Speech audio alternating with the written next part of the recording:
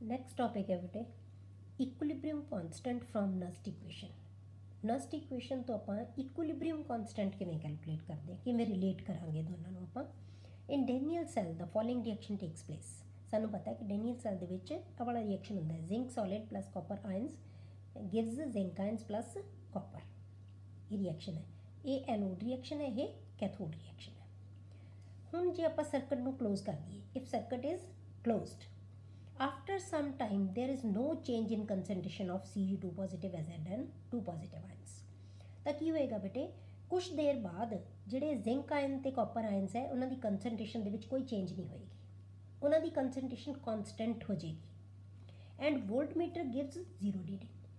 ਤਾਂ ਵੋਲਟਮੀਟਰ ਦੇ ਵਿੱਚ ਕੋਈ ਰੀਡਿੰਗ ਨਹੀਂ ਹੈ, ਮਤਲਬ ਕਿ ਕੋਈ ਕਰੰਟ ਪਾਸ ਨਹੀਂ ਹੋ ਰਿਹਾ। ਦਿਸ ਇੰਡੀਕੇਟਸ ਦੈਟ ਇਕੁਇਲਿਬਰੀਅਮ ਹੈਜ਼ ਬੀਨ ਅਟੇਨਡ। ਇਹਦਾ ਮਤਲਬ ਕੀ ਹੈ ਕਿ ਇਕੁਇਲਿਬਰੀਅਮ ਅਟੇਨ ਹੋ ਗਿਆ, ਇਕੁਇਲਿਬਰੀਅਮ ਤੇ ਆ ਗਿਆ ਰਿਐਕਸ਼ਨ। ਹੁਣ ਜਦੋਂ ਇਕੁਇਲਿਬਰੀਅਮ ਅਟੇਨ ਹੋ ਗਿਆ ਤਾਂ ਫਿਰ ਅਸੀਂ ਨਸਟ ਇਕੁਏਸ਼ਨ ਹੈ ਜਿਹੜੀ ਉਹ ਕਿਵੇਂ ਲਿਖ ਸਕਦੇ ਹਾਂ। ਤਾਂ E cell is equal to E not cell minus 0.059/2, ਕਿਉਂਕਿ ਇਹਦੇ ਵਾਸਤੇ ਇਲੈਕਟ੍ਰੋਨ ਟ੍ਰਾਂਸਫਰ ਕਿੰਨੇ ਹੋ ਰਹੇ, 2 ਇਲੈਕਟ੍ਰॉन्स, log of zinc ion concentration upon copper ion concentration, product ਦੀਆਂ concentrations divided by reactant ਦੀਆਂ concentrations। ਠੀਕ ਹੈ, ਇਹ ਆ ਗਈ ਸਾਡੇ ਕੋਲੇ ਨਸਟ ਇਕੁਏਸ਼ਨ ਜਦੋਂ ਅਸੀਂ ਲਿਖਦੇ ਹਾਂ। ਪਰ ਬੇਟੇ ਰਿਐਕਸ਼ਨ ਦੇ ਵਿੱਚ ਕੀ ਹੋ ਗਿਆ, ਇਕੁਇਲਿਬਰੀਅਮ ਅਟੇਨ ਹੋ ਚੁੱਕਿਆ, ਇਹਨਾਂ ਦੀਆਂ ਕੰਸਨਟ੍ਰੇਸ਼ਨਸ ਕੀ ਹੋ ਗਈਆਂ, ਕਾਂਸਟੈਂਟ ਹੋ ਗਈਆਂ। E ਸੈੱਲ ਸੀ ਜਿਹੜਾ ਉਹ ਕੀ ਹੋ ਗਿਆ ਬੇਟੇ, 0 ਹੋ ਗਿਆ। ਠੀਕ ਹੈ, ਆਪਾਂ ਕੀ ਕਿਹਾ ਕਿ ਵੋਲਟਮੀਟਰ ਦੇ ਵਿੱਚ ਕੋਈ ਰੀਡਿੰਗ ਨਹੀਂ ਆ ਰਹੀ, ਤਾਂ E ਸੈੱਲ ਕੀ ਹੋ ਗਿਆ ਉਸ ਕੰਸਨਟ੍ਰੇਸ਼ਨ ਦੇ ਉੱਤੇ। ਇਹ E ਨੋਟ ਸੈੱਲ ਹੈ, ਇਹ ਸਟੈਂਡਰਡ ਪੋਟੈਂਸ਼ੀਅਲ ਹੈ ਉਹਦਾ ਸੈੱਲ ਦਾ। ਇਹ ਕੀ ਹੈ, ਐਟ ਕੰਸਨਟ੍ਰੇਸ਼ਨ ਜਦੋਂ ਸਾਡੇ ਕੋਲੇ ਜ਼ਿੰਕ ਦੇ ਕਾਪਰ ਦੀਆਂ ਇਹ ਜਿੰਨੀ ਵੀ ਕੰਸਨਟ੍ਰੇਸ਼ਨ ਹੋਏਗੀ ਉਸ ਕੰਸਨਟ੍ਰੇਸ਼ਨ ਦੇ ਉੱਤੇ। E ਨੋਟ ਸੈੱਲ ਕੀ ਹੋ ਗਿਆ ਬੇਟੇ, 0। ਇਕੁਇਲਿਬਰੀਅਮ ਤੇ E ਨੋਟ ਸੈੱਲ 0 ਹੋ ਗਿਆ, ਤੇ ਬਾਕੀ ਸਾਰੀਆਂ ਵੈਲਿਊਜ਼ ਅਸੀਂ ਉਵੇਂ ਲਿਖਾਂਗੇ। ਤੇ ਇਹਨਾਂ ਦੀਆਂ ਕੰਸਨਟ੍ਰੇਸ਼ਨ ਨੂੰ ਆਪਾਂ ਕੀ ਲਿਖ ਦਿੰਦੇ ਹਾਂ ਬੇਟੇ, product of concentration of products to the ratio of concentration of products to the concentration of reactants. ਇਹਨੂੰ ਆਪਾਂ ਕੀ ਕਹਿੰਦੇ ਆ, ਇਕੁਇਲਿਬਰੀਅਮ ਕਾਂਸਟੈਂਟ। ਇਹ ਆਪਾਂ 1 ਚ ਵੀ ਪੜ੍ਹਿਆ ਹੋਇਆ, ਇਕੁਇਲਿਬਰੀਅਮ ਕਾਂਸਟੈਂਟ ਕਹਿੰਦੇ ਆ ਆਪਾਂ ਇਹਨੂੰ।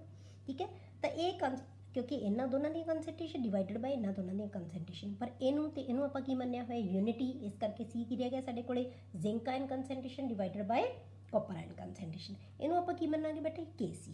ਤਾਂ ਇਹ ਕਿਹਦੇ ਬਰਾਬਰ ਆ ਗਿਆ, 0.059/2 log Kc। Kc is equilibrium constant.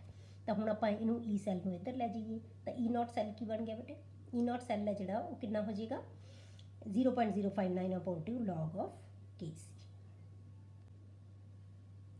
ਤਾਂ ਇਹ ਹੈ ਬੇਟੇ ਕੀ ਆ ਗਿਆ, ਰਿਲੇਸ਼ਨਸ਼ਿਪ ਬਿਟਵੀਨ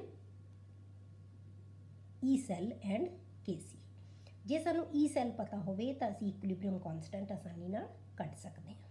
ਠੀਕ ਹੈ, ਤਾਂ ਆ ਜਿਹੜੀ ਇਕੁਏਸ਼ਨ ਹੈ ਇਹ ਤੁਹਾਡੇ ਕੋਲੇ ਆ ਗਈ, ਜਿਹੜੀ ਹੈਗੀ ਹੈ ਇਕੁਇਲਿਬਰੀਅਮ ਕਾਂਸਟੈਂਟ ਕੈਲਕੂਲੇਟ ਕਰਨ ਵਾਸਤੇ। ਠੀਕ ਹੈ, ਜੇ ਹੁਣ ਆਪਾਂ ਸਾਨੂੰ ਪਤਾ ਹੈ ਕਿ ਡੈਨੀਅਲ ਸੈੱਲ ਵਾਸਤੇ E ਨੋਟ ਸੈੱਲ ਸਾਨੂੰ ਪਤਾ ਕਿੰਨਾ ਹੁੰਦਾ ਹੈ, 1.1 ਵੋਲਟ, ਕਿਉਂਕਿ ਸਟੈਂਡਰਡ ਕੰਡੀਸ਼ਨਸ ਹੈ। ਇਹ ਸਟੈਂਡਰਡ ਸੈੱਲ ਪੋਟੈਂਸ਼ੀਅਲ ਹੈ ਜਿਹੜਾ ਉਹ ਕਿੰਨਾ ਹੁੰਦਾ, 1.1 ਵੋਲਟ। ਇਹਦੀ ਵੈਲਿਊ ਪੁੱਟ ਕਰ ਦਿਓ ਆਪਾਂ, ਤਾਂ ਇੱਥੋਂ ਅਸੀਂ log Kc ਕੈਲਕੂਲੇਟ ਕਰ ਲਾਂਗੇ। log Kc ਹੈ ਜਿਹੜਾ ਕਿਹਦੇ ਬਰਾਬਰ ਆ ਜਾਏਗਾ ਬੇਟੇ, 1.1। ਤਾਂ ਆਪਾਂ ਕੀ ਆ ਜਾਣਾ, log Kc is equal to E not cell into N, 2 ਹੈ ਉੱਪਰ ਆ ਗਿਆ, ਨੀਚੇ ਕੀ ਹੈ 0.059। ਇਹਨੂੰ ਜਦੋਂ ਅਸੀਂ ਕੈਲਕੂਲੇਟ ਕਰਾਂਗੇ ਤਾਂ ਕਿੰਨਾ ਆ ਜਾਂਦਾ, 37.288। ਇਹਦੀ ਵੈਲਿਊ ਆ ਗਈ।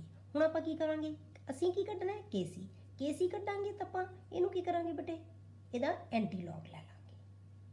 ਠੀਕ ਹੈ, ਇਹਦਾ ਐਂਟੀ ਲੌਗ ਲੈ ਲਾਂਗੇ। ਹੁਣ ਆਪਾਂ ਐਂਟੀ ਲੌਗ ਲਵਾਂਗੇ ਤੇ ਐਂਟੀ ਲੌਗ ਤੁਹਾਨੂੰ ਲੈਣਾ ਆਉਂਦਾ। ਐਂਟੀ ਲੌਗ ਕਿਵੇਂ ਲੈਂਦੇ ਆਪਾਂ, ਜਿਹੜੀ ਵੀ ਪੁਆਇੰਟ ਤੋਂ ਪਹਿਲਾਂ ਫਿਗਰਸ ਹੁੰਦੀਆਂ, ਬਸ ਇੱਕ ਛੋਟਾ ਜਿਹਾ ਫਾਰਮੂਲਾ ਯਾਦ ਰੱਖ ਲਓ, ਜਿਹੜੀਆਂ ਵੀ ਫਿਗਰਸ ਜਿਹੜੀ ਹੁੰਦੀ ਹੈ ਨੰਬਰ ਪੁਆਇੰਟ ਤੋਂ ਪਹਿਲਾਂ ਹੈ ਉਹ 10 ਦੀ ਪਾਵਰ ਬਣ ਜਾਂਦਾ ਹੈ। ਐਕਚੁਅਲੀ ਇਹ ਵੀ 10 ਦੀ ਪਾਵਰ ਹੀ ਹੈ। ਠੀਕ ਹੈ, 10 ਦੀ ਪਾਵਰ ਬਣ ਜਾਂਦਾ ਹੈ। ਇਹਦਾ ਅਸੀਂ ਐਂਟੀ ਲੌਗ ਲੈ ਲਾਂਗੇ 0.288। ਠੀਕ ਹੈ, ਤਾਂ ਕੀ ਆ ਗਿਆ, 10⁻37। ਇਹ ਤਾਂ ਪਾਵਰ ਹੀ ਬਣਾ ਦੇਣੀ ਹੈ ਸਿੱਧੀ, ਪੁਆਇੰਟ ਤੋਂ ਅੱਗੇ ਜੋ ਵੀ ਫਿਗਰ ਹੋਏਗੀ ਉਹ 10 ਦੀ ਪਾਵਰ ਬਣ ਜਾਏਗੀ। ਫਿਰ ਤੁਸੀਂ ਕੀ ਕਰੋ, ਲੌਗ ਟੇਬਲ ਦੇ ਵਿੱਚੋਂ 0.288 ਦਾ ਐਂਟੀ ਲੌਗ ਦੇਖੋ, 0.288 ਨੂੰ 8 ਦੇ ਨੀਚੇ ਦੇਖੋ। ਜਿਵੇਂ ਆਪਾਂ ਲੌਗ ਦੇਖਿਆ ਉਵੇਂ ਐਂਟੀ ਲੌਗ ਵੀ ਹੈ ਤੁਹਾਡੇ ਲੌਗ ਟੇਬਲ ਦੇ ਵਿੱਚ। ਇਹਦਾ ਜਿਹੜਾ वैल्यू है जी कैलकुलेट कर लो कितनी आती है। उत्थे तुहाडे कोले वैल्यू आएगी 194, अगे कुछ होर भी हो सकती है। 194 आ गई। हुण तुसीं की करोगे बेटे, जिन्नी भी वैल्यू होंदी है, क्योंकि पॉइंट्स जिहड़ा असीं एंटीलॉग लैंदे आ वो हमेशा 10 तो घੱਟ ते 1 तो ਵੱਧ ਹੁੰਦਾ है। तो इस करके जिन्नी भी इस पॉइंट की वैल्यू आएगी ना, पॉइंट तो बाद जिन्ने भी फिगर की तुसीं एंटीलॉग की वैल्यू लओगे ਉਹਦੇ ਵਿੱਚ हमेशा एक फिगर तो बाद तुसीं पॉइंट लगा देना है। जिन्नी भी वैल्यू आएगी पहले फिगर ਨੂੰ ਛੱਡ ਕੇ पॉइंट लगा देना है। ये एक ਤੁਹਾਨੂੰ छोटा ਜਿਹਾ ਤੁਹਾਨੂੰ मैं फार्मूला दस्सिया कि एंटीलॉग किवें लईदा है। क्लीयर हो गया। ये आ गया ਤੁਹਾਡੇ ਕੋਲੇ ਜਿਹੜਾ ਡੇਨੀਅਲ ਸੈੱਲ ਦਾ ਤੋਂ ਆਪਾਂ केसी कैलकुलेट करना ਹੋਵੇ ਤਾਂ। ठीक है। ਹੁਣ ਆਪਾਂ ਜਨਰਲ रिएक्शन ਲੈ ਲਈਏ जी। ਤਾਂ ਜਨਰਲ रिएक्शन वास्ते ਸਾਡੇ ਕੋਲੇ ਇਹ E not cell is equal to 2.303 RT upon NF log KC। ਜੇ ਸਾਨੂੰ ਕੋਈ ਕੰਡੀਸ਼ਨਸ ਸਟੈਂਡਰਡ ਨਾ ਹੋਣ ਤਾਂ ਅਸੀਂ ਸਾਰੀਆਂ ਵੈਲਿਊਜ਼ ਲਿਖਣਾ। ਜੇ ਸਟੈਂਡਰਡ ਕੰਡੀਸ਼ਨਸ ਦੇ ਵਿੱਚ ਹੈ ਤਾਂ ਫਿਰ ਕੀ ਹੋਏਗਾ, ਜੇ ਬੇਟੇ ਕੰਡੀਸ਼ਨਸ ਸਟੈਂਡਰਡ ਹੈ ਫਿਰ ਆਪਾਂ ਕੀ ਕਰਾਂਗੇ, ਆਰ ਦੀ, ਟੀ ਦੀ, ਐਫ ਦੀ ਵੈਲਿਊ ਪੁੱਟ ਕਰ ਦਾਂਗੇ। ਵੈਲਿਊ ਪੁੱਟ ਕਰਨ ਨਾਲ ਕੀ ਹੈ, ਵੈਸੇ ਤੁਹਾਨੂੰ 99% ਤੁਹਾਨੂੰ ਸਟੈਂਡਰਡ ਕੰਡੀਸ਼ਨਸ 'ਤੇ ਹੀ ਆਉਂਦੀ ਹੈ ਨੈਕਸਟ ਇਕੁਏਸ਼ਨ, ਤਾਂ ਤੁਸੀਂ ਆਹੀ याद रखोगे। E not cell is equal to 0.059 upon N log of KC। ये एक जनरल रिएक्शन वास्ते तुहाडे कोले आ गया। क्लियर। हुण आपां बेटे की है, जे आपां इहदे नाल रिलेटेड न्यूमेरिकल करना होवे, जे आपां KC कैलकुलेट करना होवे तां आपां की लिखांगे, calculate equilibrium constant of the reaction. आ रिएक्शन गिवन है तुहानूं, इहदा आपां इक्विलिब्रियम कॉन्स्टेंट कढना है। ਇਹਦੀ E नॉट सैल है जी, वो सानू पता है गिवन है। E not cell is equal to 0.46 volts. Okay. हुण आपां की है इहदा आंसर जिहड़ा सोल्यूशन करिए आपां, E not cell is equal to आपां फार्मूला ही लगावांगे 0.059 अपॉन 2, क्योंकि इहदे विच जिहड़े रिएक्शन जिहड़े इलैक्ट्रॉन ट्रांसफर हो रहे किन्ने 2, ये 2 लूज कर रहे हैं, ये 2 गेन कर रहे हैं, तो 2 आ गया। एन की वैल्यू 2 है लॉग KC, तो आपां इत्थों लॉग KC कढांगे। Log KC is equal to 0.46 into 2 multiplied है 0.059। ਹੁਣ ਜਦੋਂ ਇਹਨੂੰ ਆਪਾਂ ਕੈਲਕੂਲੇਟ ਕਰਦੇ ਹਾਂ ਤਾਂ ਵੈਲਿਊ ਕਿੰਨੀ ਆ ਜਾਂਦੀ ਹੈ ਬਟ ਸਾਡੇ ਕੋਲੇ 15.6। ਹੁਣ ਆਪਾਂ ਕੀ ਹੈ ਇਹਦਾ ਐਂਟੀਲੌਗ ਲਵਾਂਗੇ, KC ਕੱਢਣ ਵਾਸਤੇ ਇਹਦਾ ਐਂਟੀਲੌਗ 15.6 ਦਾ ਐਂਟੀਲੌਗ।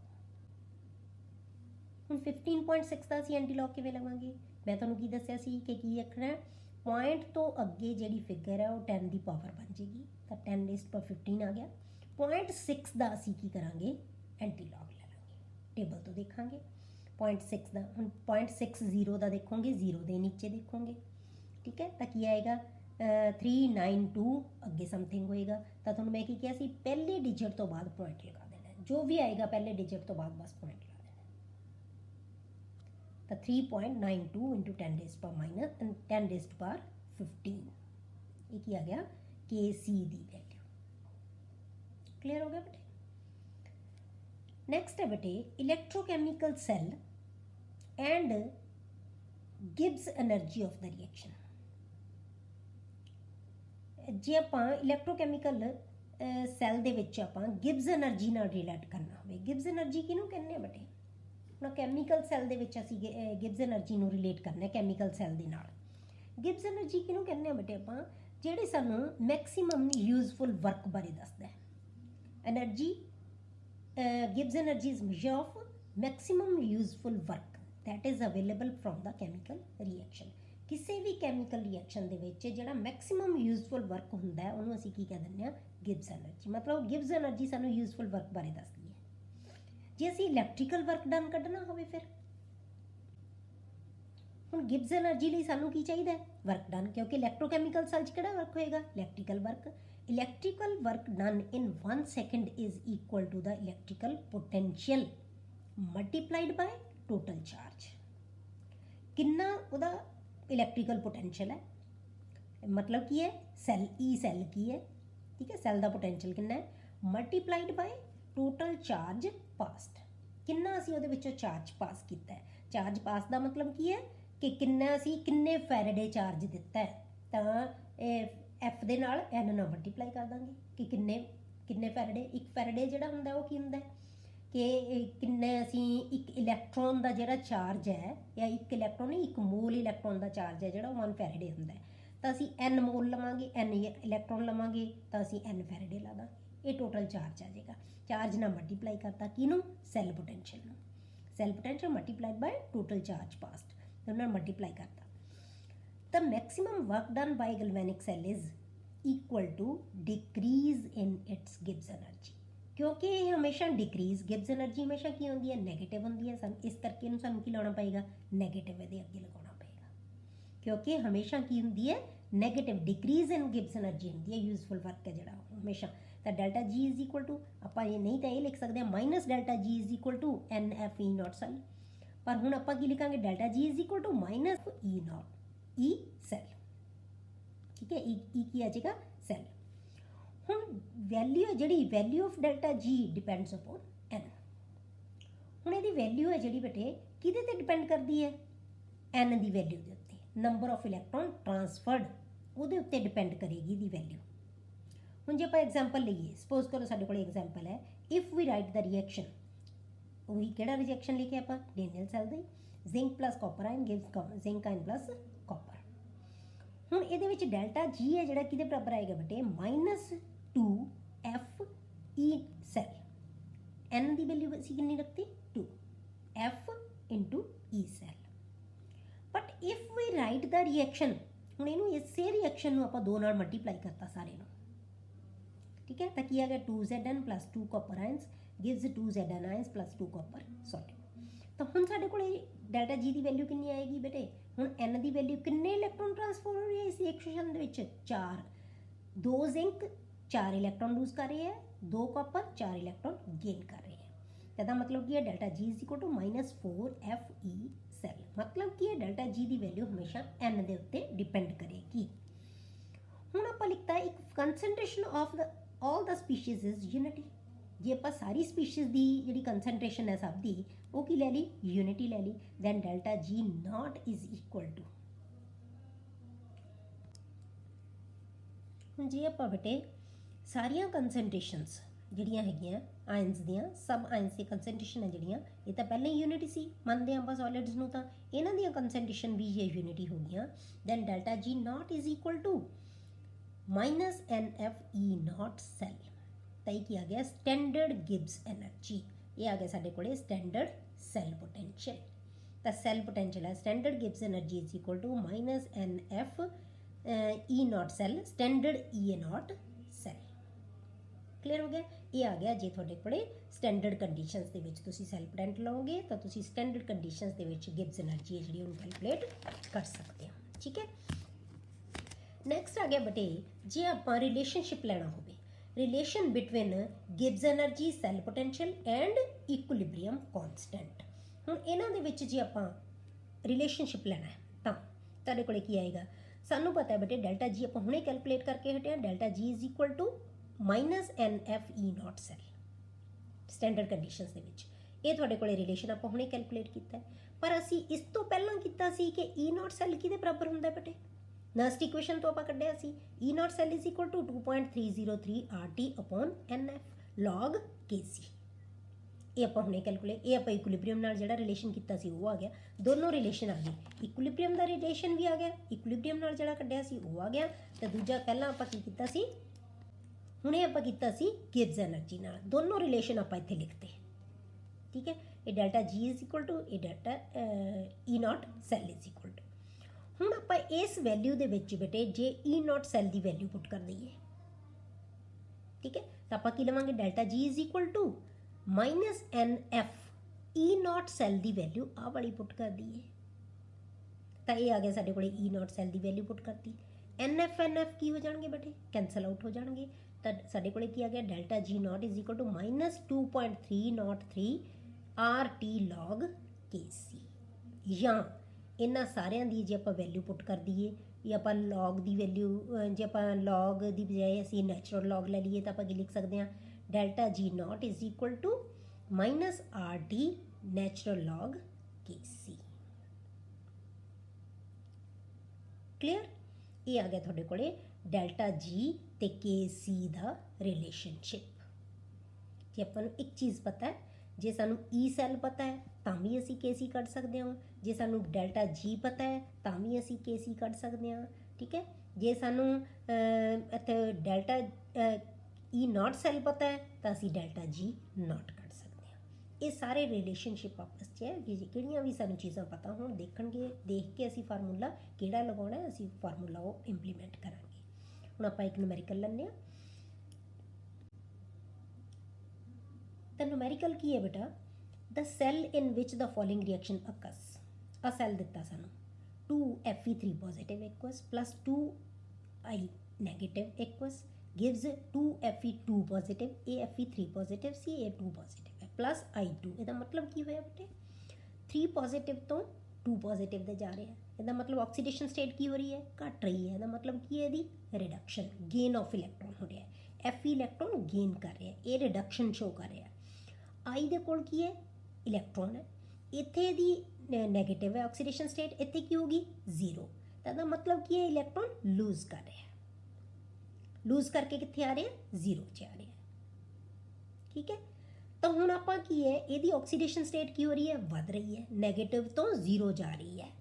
तो इसका मतलब इहदी की हो रही है ऑक्सीडेशन। ठीक है, तो दो चीज़ां सानू पता लग गई कि इहदी रिडक्शन हो रही है, इहदी ऑक्सीडेशन हो रही है। इस सैल का जिहदा रिएक्शन ये हो रहा है वो वास्ते ई नॉट सैल है जी गिवन है थोड़ा। ई नॉट सैल है जी कितनी है बेटे 0.236 वोल्ट्स एट 298 कैलम, मतलब स्टैंडर्ड कंडीशन से विच है। कैलकुलेट स्टैंडर्ड गिब्स एनर्जी, तो आप स्टैंडर्ड गिब्स एनर्जी कैलकुलेट करनी है and the equilibrium constant of the reaction.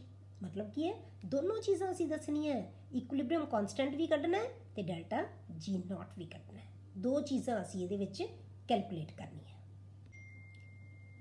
तो ये की आएगा बेटे, पहला तुसी की करना बेटे, इनू पॉज करके वीडियो नू तुसी अपने आप इनू सॉल्व करने की कोशिश करनी है।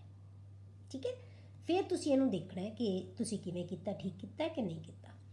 आपां की लवांगे बेटे, पहला डेल्टा जी आपां कैलकुलेट करना है, तो आपां delta G not is equal to minus NFE naught cellular, ये फार्मूला लगा लिया आपां।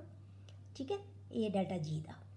हुण आपां ई सैल सानू पता है, एन सानू पता है, एफ सानू पता है, तो की आ गया -2। एन की वैल्यू की है 2, इतने 2 इलैक्ट्रॉन, ये 3 पॉजिटिव तो 2 पॉजिटिव का जा रहा है, मतलब कि एक Fe किन्ने इलैक्ट्रॉन गेन कर रहे हैं 1, तो 2 Fe किन्ने करनगे 2 इलैक्ट्रॉन, तो एन की वैल्यू की आ गई 2, तो 2 इंटू एफ की वैल्यू किन्नी होंदी है 96487 इंटू 0.236 ये गिवन है ई नॉट सैल। सारिया वैल्यूज़ आ गई तुहाडे कोले, तो ये इत्थे तुसी बेटे 96500 भी यूज़ कर सकते हो। एक्चुअल वैल्यू की होंगी है, ये होंगी है 96485 भी दे देंगे कई बुक्स वाले, 87 भी दस सकते हैं, तो तुसी 500 भी वरत सकते हो वैल्यू। ठीक है, तो ये वैल्यूज़ पुट की इतों असी डेल्टा जी की वैल्यू कढ़ ली, ये आ गया -NA कूलम वोल्ट पर मोल। एक कूलम है, ये वोल्ट है। ठीक है, तो पर मोल आ गया, क्योंकि एन करके पर मोल लवांगे असी। ठीक है, हुण आ गया तुहाडे कोल delta G is equal to, इनू अस कूलम वोल्ट नू आपां की कह दिंदे बेटे जूल्स। ठीक है, तो डेल्टा जी की वैल्यू कूलम वोल्ट पर मोल आ गया। हुण कूलम वोल्ट नू आपां की कह दिंदे जूल, जूल पर मोल बन गया। यहाँ आपां की कह सकते हैं 45.541 किलो जूल्स पर मोल। जे आपां इनू किलो जूल करांगे, किलो जूल किवें बनावांगे बेटे, आपां जूल तो किलो जूल बनाने तो आपां की करांगे 1000 के नाल उहनूं डिवाइड कर दांगे। ठीक है, ये आ गया तुहाडे कोल। हुण आपां कैलकुलेट की करनी है दूसरी चीज़ कि आपां इहदा इक्विलिब्रियम कॉन्स्टेंट कैलकुलेट करना है, तो आपां की करांगे सिंपल आही वैल्यू लगा दांगे आपां जिहड़ी डेल्टा जी की, ये आ वाली वैल्यू लगा दांगे, delta G not is equal to -2.303 RT log KC। इत्थे असी सारिया वैल्यूज़ पुट कर दो, log KC is equal to minus delta G upon 2.303 RT। हुण इत्थे इहदी वैल्यू डेल्टा जी असी कैलकुलेट कर लिया, हुणे वो वैल्यू लाओ, ये वैल्यू कॉन्स्टेंट ही है, आर की वैल्यू लगा दो 8.314, टी की वैल्यू 298 कैलविन थोड़ा टैंपरेचर गिवन है, वो वैल्यू लगा सारिया वैल्यूज़ पुट करती, तो लॉग के सी कितना आ गया 7.983 7.983। जे आप के सी लवांगे तो एंटी लॉग ले लेंगे, एंटी लॉग लैन वास्ते आप की करांगे, आ तो 10 डेज़ की पावर बन गया 0.98 ਦਾ 3 ਦੇ ਨੀਚੇ ਐਂਟੀਲੌਗ ਦੇਖਾਂਗੇ ਤਾਂ ਜਿੰਨੀ ਵੀ ਪੁਆਇੰਟ ਆ ਗਿਆ ਇੱਕ ਤੋਂ ਬਾਅਦ ਅਸੀਂ ਡੈਸੀਮਲ ਲਗਾ ਦਾਂਗੇ ਤਾਂ ਕੀ ਆ ਗਿਆ 9.616 × 10⁻⁻7